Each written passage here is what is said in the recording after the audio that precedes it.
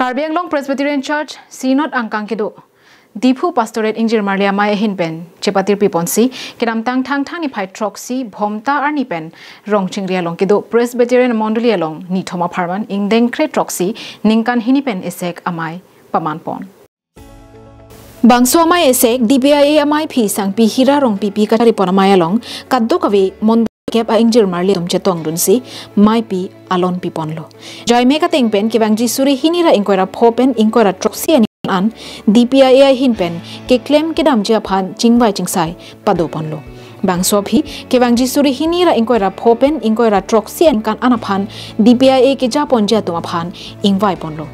kangwai pona tengpen mai phi mate chairperson aphan sangpi serdihun tisopi vice chairperson aphan sangpi mirlin teronpi chunbang pi aphan sangpi lalchan himi rap chunbang pi aphan sangpi sika katharpi dihin rimbang aphan nur Sailovi Sailo Lapen Finance Secretary upon Anati Sopia to upon invite pon rentilo. Puthot kesang arni mate ki jut siarni ahin pen kevang a monduli tin atum lun lam kachepa setami padupon.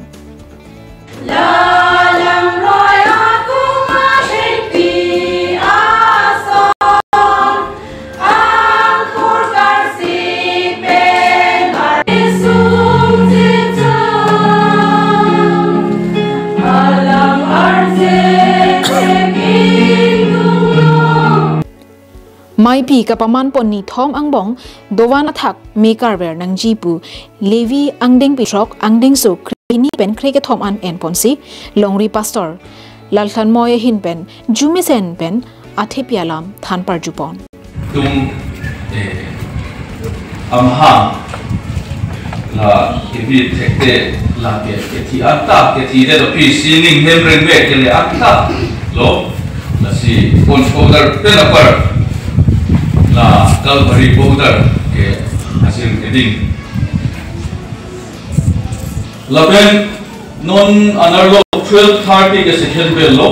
baji first bell baji isi anarlo pangchen lo ana malam ke than ka tung te alam ken leading arlo long do olom se kame apor ke thi hek seta no na ka hut nalingama tha ke ilitum se alam ke sarmon ke ajir ke ding pe napar la atethi muchot ke me parji uge tum se alam lo News report Karbi Anglong Live.